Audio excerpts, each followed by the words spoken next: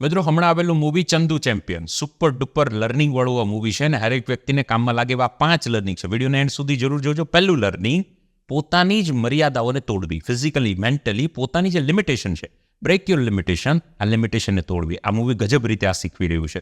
બીજું સરસ મજાનું જે લર્નિંગ છે, બિલીવ ઇન યોર સેલ્ફ. તમે શું વિચારો છો એ બહુ અગત્યનું છે.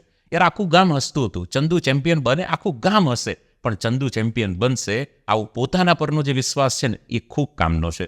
ત્રીજો જબરજસ્ત લર્નિંગ છે ટીમવર્ક.